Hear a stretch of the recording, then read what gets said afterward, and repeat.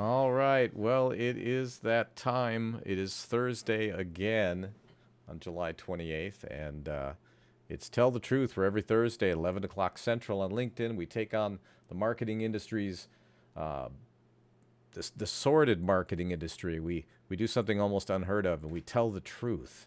And it's really all to make you help better decisions and avoid wasting money on marketing that doesn't work. So, who am I, you ask? Well, that's for me to know and you to find out. Today, I've got guest Angela Arnold from Arnold Marketing here in Austin, Texas. Also, we could actually do this in the same room if we wanted to, put effort into it. You can learn more about us by hitting up our LinkedIn profile. We'll put some comments down there, and we're calling some people out to see if they'll join us in the conversation. And welcome. It's good to see you. Yeah, nice to talk to you, Pete. Yeah, I really fumbled all over the buttons again on the intro. We'll have to get that ironed out one of these days. Um, but I was looking forward to having you on here, and we met on the internets, We did meet on the internets, and which is fitting that we're talking today on the internets. well, what struck me was you were talking strategy. And anytime anybody talk or knows what strategy even is, even if they're not talking about it, if I can read into their minds and they know what it is, that's a person I want to get to know. So I was immediately impressed, and that kind of leads us to our topic today, where Gartner did a study that said 89% of marketers are unhappy with their marketing. So 11% are happy. And if you think about it like an industry, this is our beloved industry. I don't know if it's beloved, but it is our thing. It's my thing for 30. According to Gartner, it's not beloved. It's not going well. I've been doing this 32 years now. We've started our company in 1990, and we've been continually been in business. We call it 1990 BC, before computers. And so we see a lot of trends, and you see it from a different angle. I think you're somewhat younger than me. I'm pretty sure, because I'm 27. Couple You're like years. 18 or something. Yeah, exactly. Um, but I think it's fascinating, and I also think that it's sad. It's an industry on fire, and I want to share I want to talk a little bit about why do you think it's on fire? Now, earlier you said I'm not sure, but you do agree it's on fire. Something is clearly amiss.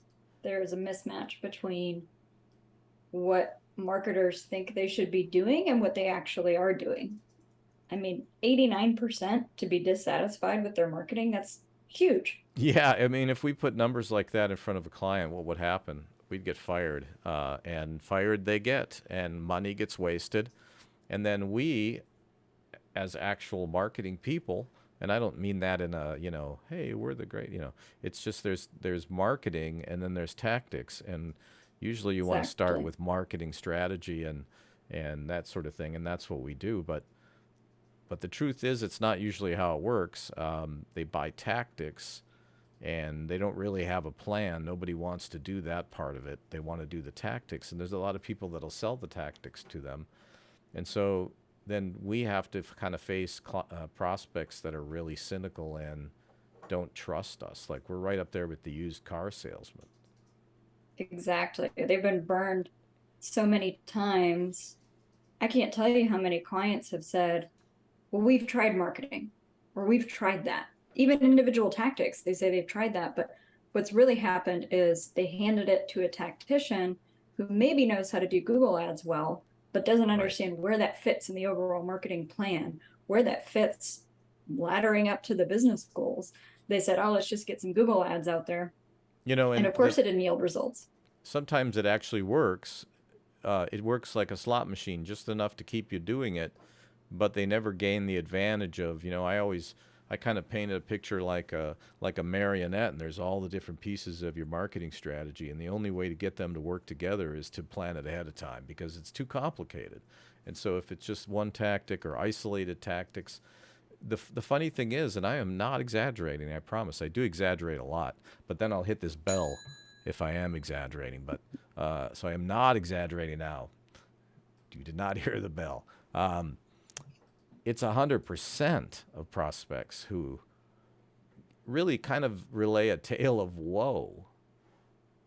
And I don't know about you, but it's kind of upsetting to me. I feel bad for them. Sometimes I can't help them, sometimes I can, but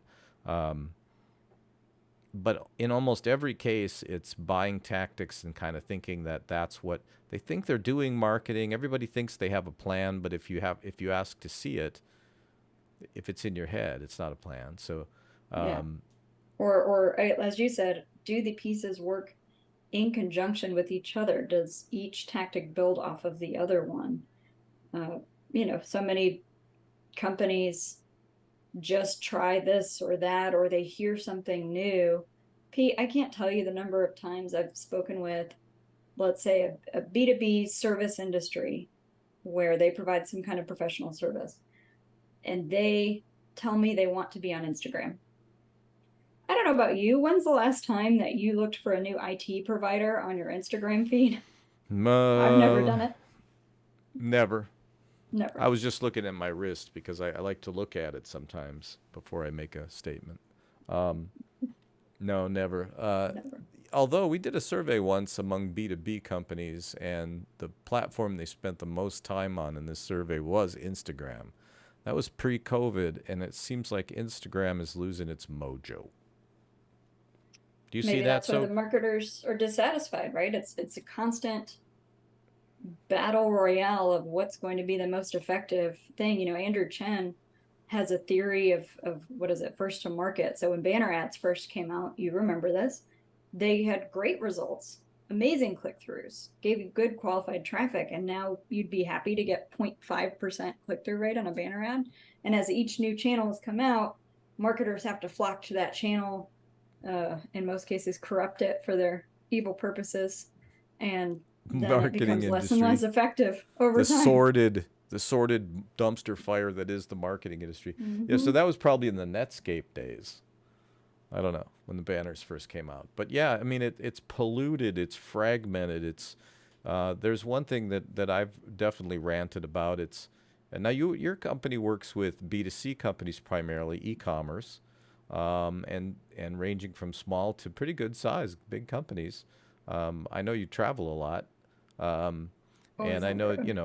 and strategy. And we've run this agency, and I think when we were talking, we had a very shared experience in it's kind of funny in saying that, hey, I think it's important that we create a plan, and everybody sort of being, what, are you nuts? And if you were building a house or something and you're like, well, we should probably start with a plan, everybody would be like, yeah, it's a good idea. We probably need one. Um, and so that's common across B2B and B2C, that they're buying tactics, I think. And so, how do you define strategy on your end of the world? I Strategy think people is, don't know what it yeah. means.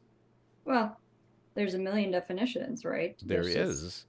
just as there are number of tactics, there's a number of definitions for strategy. To me, it is simply understanding where you want your business to go and how marketing fits into that vision. Then you can build backwards and figure out, okay, if this is where we as a company, as an organization, as a brand want to be, how are we going to get there?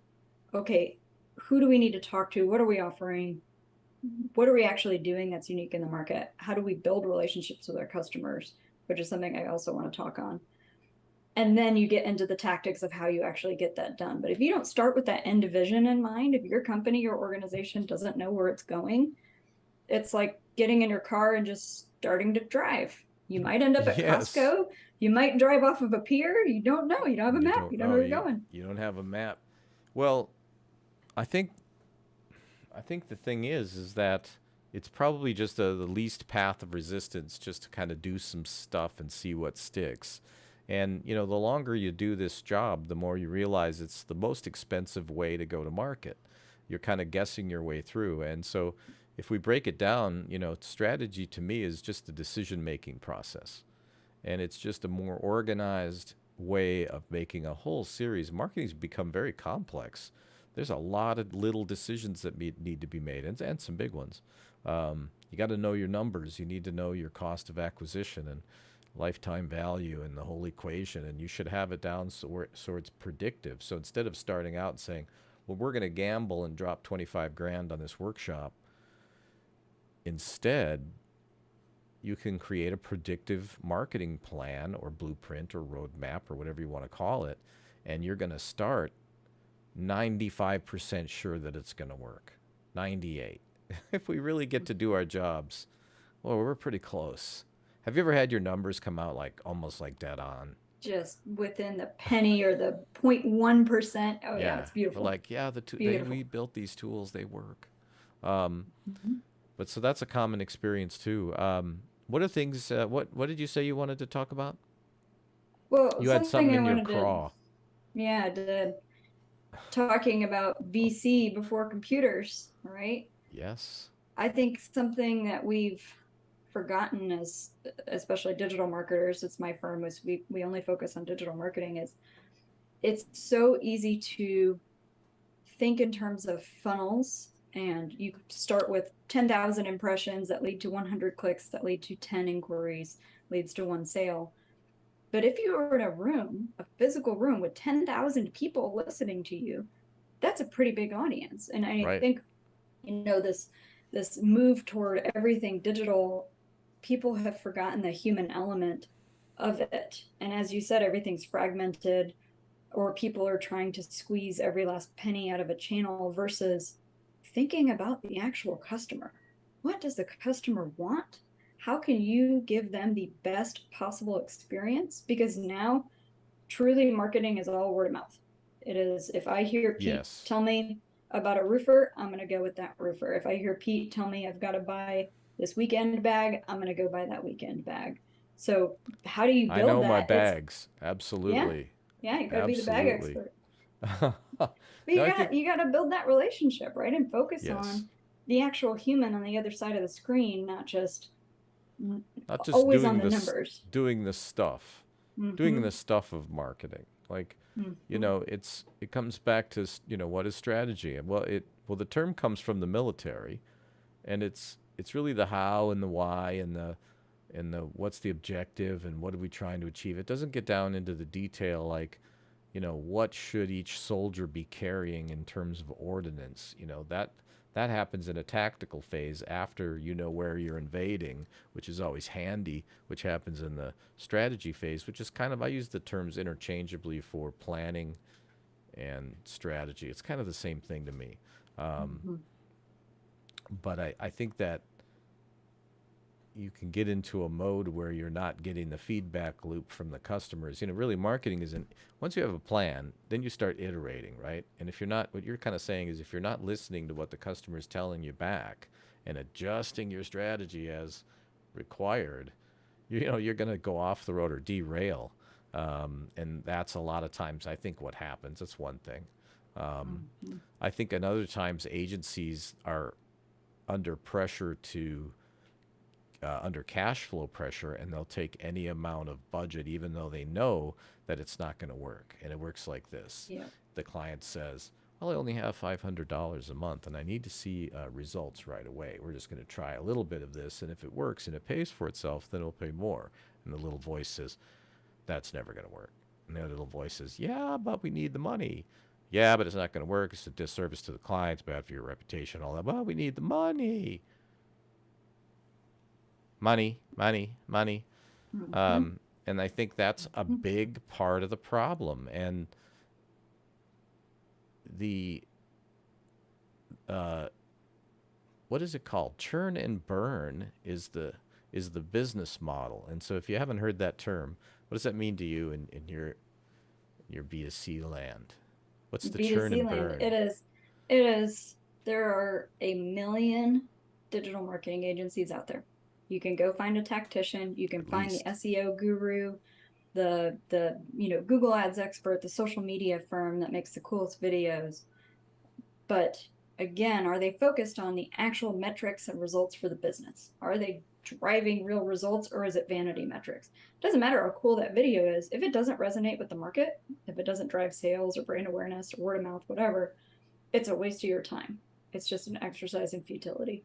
So it has to be focused on what's going to drive real results and build those relationships again with those real human beings on the other side. Right. And that leads me to say, well, how do you find out that stuff? Well, in most companies, it's sort of like, well, I've been in the business about 10 years, and I'll tell you what, People buy on price, and I don't give a shit what you say. And then you're like, well, show me a survey or something. So I mean, the way you find out is you talk to your customers who, by the way, want to help you and are Mm-hmm. flattered that you bothered to ask them for opinions because all of your competitors don't do that. And so your customer says, wow, they care about what I think about. And then they'll help you guide your business to be more relevant, and then you can create your messaging and your media around that. See, it's not hard, is it? It's not like No, we're building the space shuttle here, people. nope. It's just building it right, following the plans, and caring about the quality of the materials that we're using. But yet we're rare, and we're forced out of the village sometimes because it's sexier to build that friggin' website. Mm-hmm. Or what I love, one of my favorite things is, and I just heard it the other day, making a video. And my first question was, what are you going to put in that video? They're like, oh, they just Where are you sort of, going to put that video? How are you going to I use it? just back out of the room slowly. Uh, you know, um, that's where the strategy comes in, how and why. And then there's this idea of synergy, which I hate that word because there's so many words that marketing industry has just flogged to death, but they're still perfectly good words. Mm-hmm. Synergy means something specific, and it's the military will call it force multiplication. Um, but it's the ability to coordinate all of those pieces, those levers, and how much to push each lever. Should you be on Instagram? Should you be on Facebook? Should you be embracing email? Should you be doing both of those plus PR? Times a million other things. That's why it's like an organized decision making process to figure those answers out and then doing some outside research so that we're all close to our business. You've shared some things with me about my business that have really helped me look at it differently. I hope I do the same for you someday. But um, it's hard to do your own thing and be so close to it and not be full of confirmation bias. So people like us come in and we just look at what's there. We've done it so many times before. We can spot patterns. We're unemotionally attached to it. We call it like it is, and that's what a strategist's job is to do. And we're making a little bit of fun out of it, but honestly, I think it's kind of become out of fashion, which is one reason that so many people are dissatisfied because it seems like it's really the one thing. And I don't want to say ensures your success because if you have a shitty product, you have a shitty service, Right. you don't build relationships. There's a lot of things that can go wrong in a business, but most of the time, it's just that there's no plan. It's just a scattershot, money spending, drunken spree in Mexico. That's what marketing's become. Finance, they show up to the boardroom with a plan, with numbers. Operations has a plan. Here comes marketing. Blackout drunk, shooting guns in the air. Yeah, we got ideas. We got all kinds of ideas. Um, but it's been really refreshing to kind of get to know you, and some of this we're talking about commoditization also in the Yeah. marketing space where um, there are just so many people who are like, I'm a marketing thingy. In reality, they're Marketing. an I just got fired Yeah. thingy. Or they, you and I have spoken about this many times. People say, I'm going to start a marketing agency. You go, great. What's your experience? Well, I don't have any. Or they watch 2 YouTube videos on how to do SEO, and now they're an SEO expert. And And they want to marketing take people's equals money. SEO. There's Yep. no other. Like, I'm that way with German Shepherd dogs, where I'm like, hey, for me, really, there's just one breed. Dog means German Shepherd. I've heard of other breeds, like rumors of them, but I don't really believe they exist. Marketing equals SEO, which is odd. And because, in fact, we're debating as a B2B company after 32 years, should we even be doing SEO? We don't do it historically, but should we? And it's like, well, when we did it over the years and tried it here and there, we get a lot of very unqualified, low qualification types of buyers. I think our own business doesn't really work quite that way. And so, the marketing process makes a million of those decisions and you could do it yourself. It's not really a difficult process. You do it every day actually.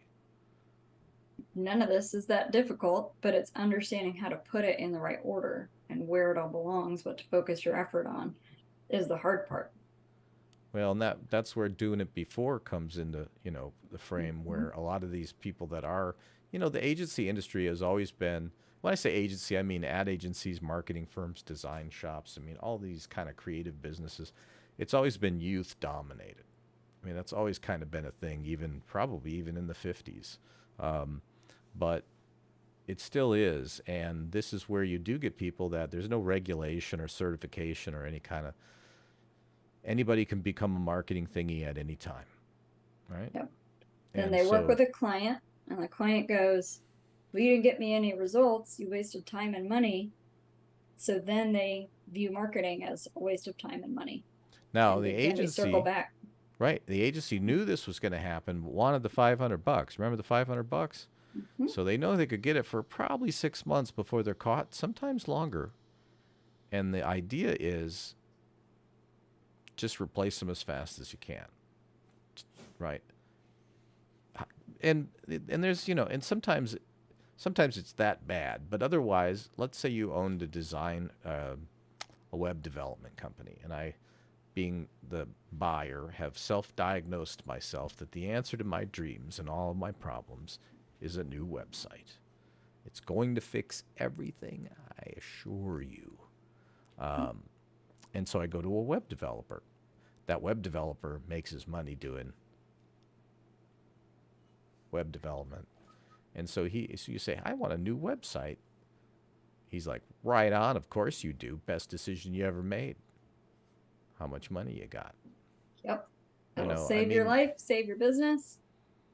and it's kind of hard to say, hey, that's kind of like the American. I mean, isn't that what it's all about, right? Make the sale, do the deal, sell the website. We're here to sell websites. We're not here to solve your problem, man. We're here to, and so I think from an ethical perspective, that's fine. Um, maybe as long as they at least tell the client that it might be a better idea to sort of have a strategy before going out and blowing a whole wad of cash at some kind of big, ill-defined boondoggle of a software development thing. And then if they decide, we're going for the boondoggle angle, well, you did your job. When I was younger, I was much stiffer about it. I'd be like, nope. And I still kind of do that, um, but our job is to help you see the situation as it is, not the way that you want to see it. And to tell you the truth, which we do every Thursday at 11 a.m. Central, just to plug the show one more time. So and we do it like religiously, like 11 o'clock. You saw we were like down to the second. On the dot. On the dot. Very punctual. Very punctual. Doesn't matter if you're prepared. Doesn't matter if you feel like shit. Thursday comes, the show goes on. The show's here. You know, Show's here. I'm sorry, I probably am talking too much, but we've talked extensively in the past about kind of some of these issues, but what's the big trend that you're seeing now that is kind of happening in marketing? There's some real sea changes happening throughout the way that people buy, whether they're buying for business or they're buying as a consumer. I think that's fascinating. And I think it's taking a lot of marketers off, taking them by surprise. Is that why you think so many are dissatisfied with marketing right now? Is that sea change? Well, that's contributing to it, definitely. I think the study is probably a couple of years old, but definitely in the last couple of years, I think it's gotten worse. Where, I mean, at the end of the day, if you're still doing the same thing that you were doing 5 years ago, you're way out there at this point. Everything has changed. And it isn't about the computer, it's about the humans and the human behavior and how well you know them, and then how well you can coordinate the many kind of pieces of a modern marketing plan. And it doesn't matter if you're B2C or B2B or B2G. There's probably more B's that I don't even know. We're B2B, proudly so. If I had Angela's clients, I'd have no idea what to do And for vice versa. But there's Vice versa. foundation. There's a foundation to everything that we do that seems to have gone missing in the kind of youth-driven marketing culture. And it's so funny because you and I see the same things. Hi, I'm starting a marketing agency tomorrow. Could someone tell me what marketing is? That'd be great. Yeah, I'll just do that in the chat here. Yep, in just 2 sentences. Oh Oh, my goodness.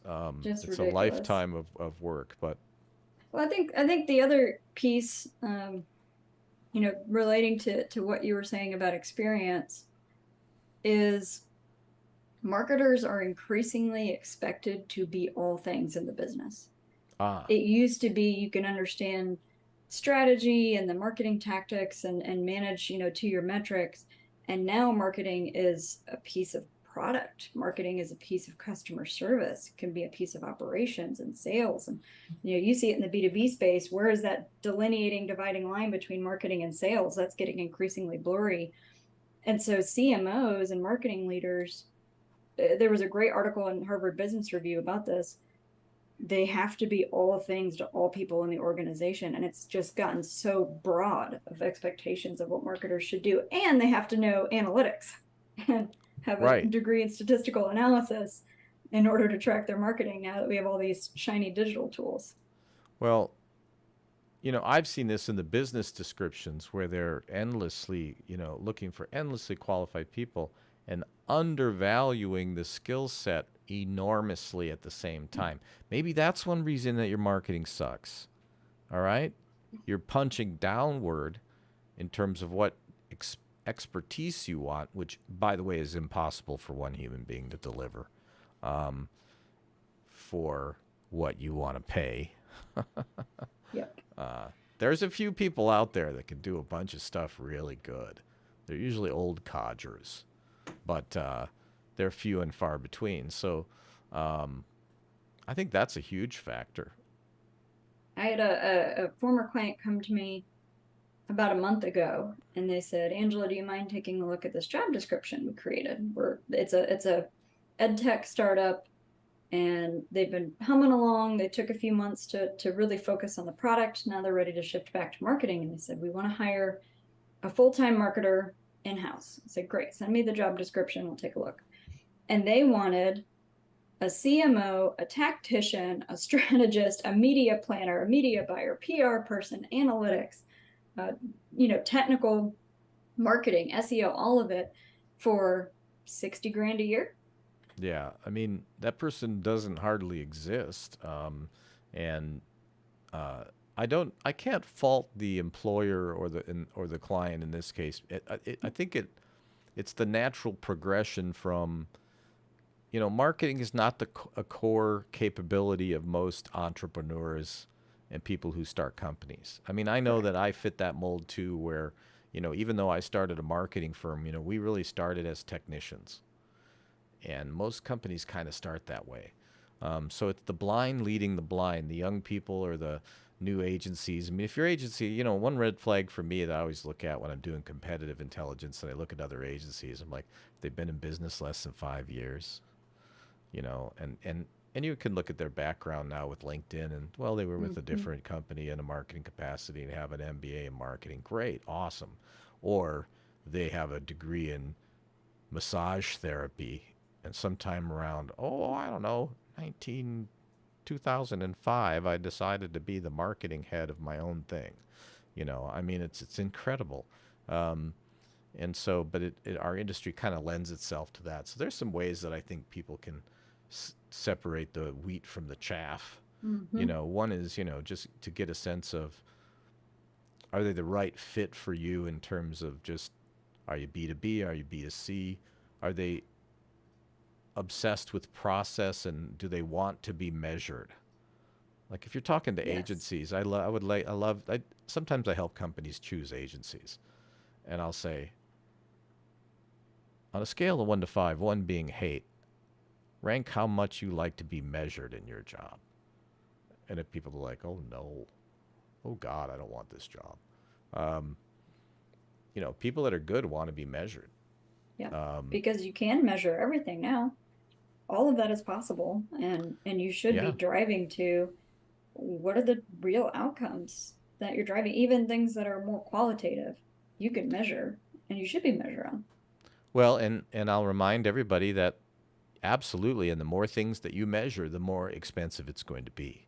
And so, there are easy things to measure. We did an episode once on, the question, are we measuring the best things or just the things that are the easiest for us to measure? If you didn't start in this industry before computers back in 1990 BC, you might not really understand this distinction that, the computer started off as a massive innovation, but it isn't the answer. Everything is kind of delivered by computer these days mostly, but you're seeing print making a resurgence, which is really interesting, and you're finding people that have no idea how to do print. It just predates them. And I think for a generation or two, it really has been all about tactics and hustle and not necessarily Shiny scientific objects. shiny objects. Mhm. Money was flowing pretty freely pre-COVID, and so trying stuff was, okay. And I think now companies are getting more risk adverse, and this is where planning really shines.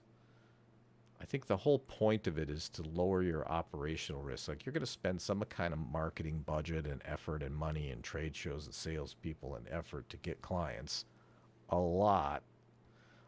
You're going to risk that all. And the risk is that it doesn't work, that it falls flat, that you become another one of these really poor souls. I feel terrible for them when I hear it from these buyers. So they're like, oh, God, the last 5 guys just took all of our money, so now we don't have any money. Yeah. Would you fix it for us? No. They don't have money, trust, or time anymore. It's funny, as I've gotten older, the trust thing used to really trouble me.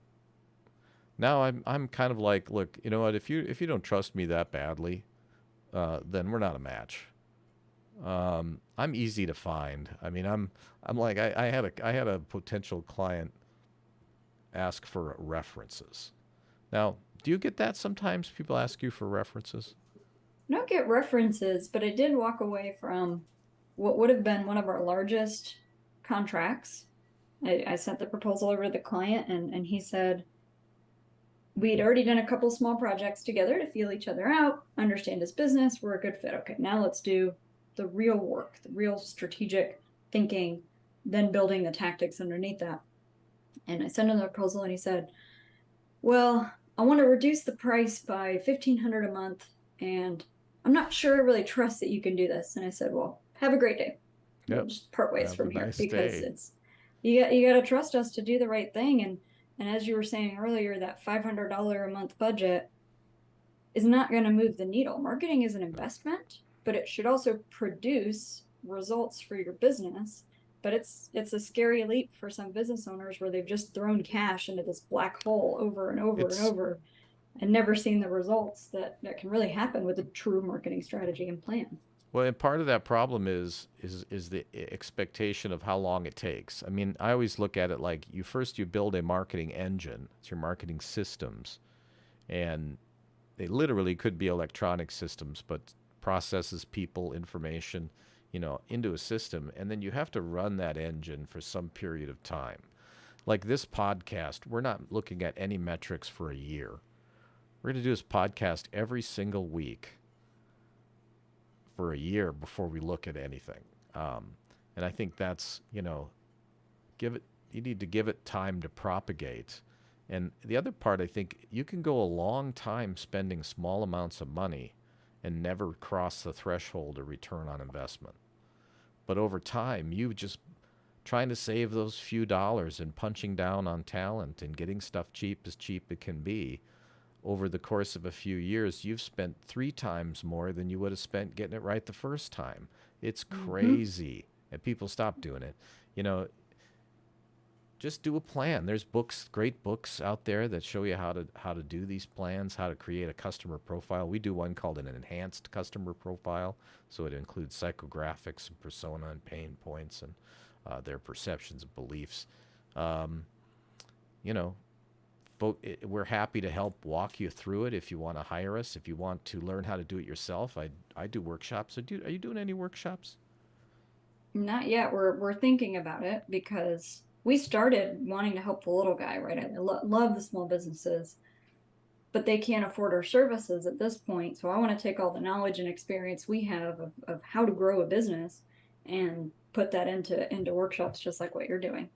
Yeah, I'm doing my first one. Well, my first one is kind of funny. It's about being situationally aware. I saw that you bought a ticket, but Mm-hmm. teaching situational awareness to people. That's on August 6th. Kind of a test run of the webinar system, but great content like how to really be aware of our surroundings and a very simple system that the military has developed to kind of, you know, be a little bit more aware, not buried in our phones so that somebody can get too close to us. And or even like natural disaster types of things, just paying Mm-hmm. attention.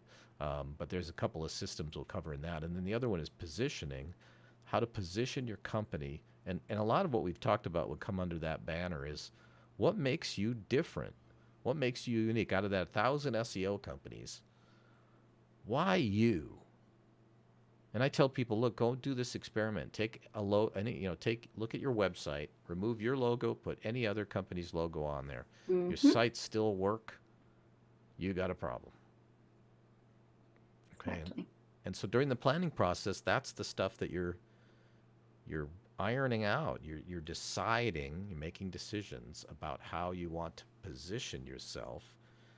And if you're doing positioning, and we talk about this in the workshop, we'll put a link down in the comments if you want to check it out.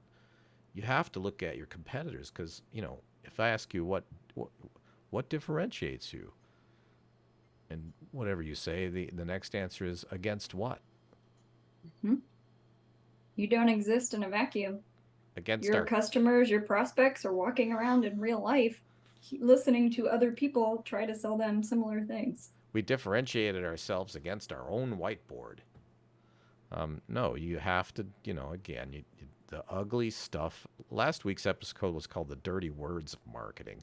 One of them was research, right? So do some Mm-hmm. competitive analysis. Understand is there a big competitor in your area that maybe owns what you think is your main strength? Like they're so established, they're the service guys. They're the white glove IT services guys. Boy, that's so terrible. Uh, but whatever they are, you can't be that. You have to be something different, differentiation, right? So you need to know what's going on in the market, and that means looking outside. And you need to know what's going on inside your customers' heads. This is all done during the planning process. So by the And time you and hit the ground running, you're good. The thing that I would say to business owners who are thinking about workshops or doing this themselves, sometimes I hear, but I don't know these answers. I don't know this. Yeah, you do. If they started the business, if they've been in this every day talking to customers, working with customers, you know what their problems are, what the solutions that they want, how they talk about their problems, how they think about it. You just never put the pen to paper and actually articulated yes, that. a lot of And that's clients are. that's the workshop process, is getting that out of their head into a more formalized. Yeah, I would say most of our clients are a good 98% right in their decision making. It's probably the 2% that bites them the worst, but that's what the planning process is for, is to just keep tweaking those odds into your favor so that whatever you roll out is about as good as it can be. And then you continue to iterate and refine and measure and iterate and refine in scientific method. That's another way to vet your agency. Like ask Mhm. them, can you write on the whiteboard there a definition of scientific method for us? They'd be like, I know. Okay, you're out. It is. It really is a scientific method. And, this is why I started doing workshops, because I kind of started to realize, look, I've got a way of doing this, a process. I've got tools. I've got all kinds of stuff. You can do it. You don't need me and don't need Angela. You could do it yourself. The only caveat is our data is probably going to be better than yours. We're going to be able to see data points and associations you might not see as a non-marketer. However, spend 2 hours looking at each one of your competitors on 20 factors and rating them and using our scoring tool, I guarantee you're going to know a lot more coming out of that than you do right now. And so we're going to show you how to do that competitive intelligence. We're going to show how you can develop that position, which is your quintessential uniqueness, your authentic one, what is different from other people in your market. And then the third piece of the triad is really it is a top priority of the client. So whatever your positioning is has to meet those three criteria: top priority, authentic uniqueness, and different from everybody else, right? And so we're going to show people how to get there. We'll see how it goes. I don't know. I've done lots of different webinars and workshops, but teaching what I do to folks, you'll probably see I'll make you take the course. You'll teach a man to fish. I hope so. I want people to learn it. You don't have to, we charge 5 figures to do this stuff. You can do it yourself. And so, but thank you for, coming on. There's so many things we could talk about. We have a few minutes left here. I'd encourage you to seek out Angela, and I just think you're one of the sharpest people I know, and you're a very systematic thinker, and I think that makes a good marketer. And so, and I hope it's because I care. You and I both are aligned on, we get fired up about this stuff because we want to see good marketing. We want to see businesses succeed and to see customers happy. That's the whole goal is, are you producing good stuff for the market and the world instead of just noise and garbage? That's a waste of time and energy. It's something I think I'll never understand, how people are absolutely just fine with the churn and burn. It's like, no, we came down from the Fortune 100, 500 to mid-sized companies to smaller companies. Now we're kind of working with more like mid-sized companies as our specialty, but the things that we do with them change their world. Instead of like being a cog in a giant machine, like working for Abbott or somebody like that, and then the small guys that a lot of times you decide to help because they just don't have the resources, and we end up doing a lot of extra work. But, we do want the client to succeed, and sometimes it's selfish. The more of our clients succeed, the more we succeed. You can't stay in business 30 years unless you're hopefully getting a few things right. I mean, one or two. It's just, I have to tell you, I'm not as smart as you probably think, or I hope you think I'm smart. Somebody should. And I say you are the people out there that eventually will watch this. Honestly, I really have a process that I've used over and over again, and I facilitate it. I don't know what your strategy should be. I don't even tell you what it should be. The data and the process lead us all to the same conclusion, and all the boardroom argument stops. Everybody's like, there's the answer. It's like, yeah, I don't know the answer. You just have to go through the journey of it, and be asking all of the questions that you thought you might have known the answer to, but you never bothered to ask the questions. And so, you just go through this journey, and you get external data that lowers your risk, right? I mean, and so anyway, I can go on I do get passionate about it. It's just a process, folks. Don't be afraid. Great topic today. We're going to talk about this topic more because I think there's a lot more we could talk about. And so thank you for joining me today. Thanks for having me on. Is there any thoughts you want to leave the two people, my mother and it looks like my mother and your dog are watching? Oh, yeah. The one time she's not asleep. Yeah, that just like any other area of the business, finance, operations, whatever it is, marketing also needs rigor and structure around it. It is, as you said, just a process and a plan, and that's how you get to success. Well, how did the other departments get away with, I should say, how did marketing get away with it, right? All the other departments are required to have their shit together except marketing. Is it Mad Men, the show? Like, everybody watched that, so now, all the marketing people all decided like 6 highballs for lunch, Marketing's the closest to you. Everybody in the company can touch, feel, interact with marketing. Everybody can look at the tweets, look at the emails that are going out, see something on the website that they think should change. It's so close to everyone that they feel connected in a way that they don't feel connected, let's say, to the accounting back end. Yeah, it's very pervasive. And I think the other thing, when you say, the financial operations of the company, it can be very black and white. Product engineering, very black and white. Operations, very black and white. marketing is seen as kind of a black box. And one reason is it really is the broadest set of skills out of every subspecialty that makes your business work. The way marketing has evolved, and I encourage people to look at the history of it. I'm fascinated with the history of marketing and advertising. The way it's evolved, uh, it's just everywhere. And it really is one of the most important things. So that's why when we see 89% of marketers dissatisfied, it's like, shit, man, that's a problem, right? So we're going to talk about that problem on this program and hopefully start to make some sense out of it, and every day keep trying to do our best to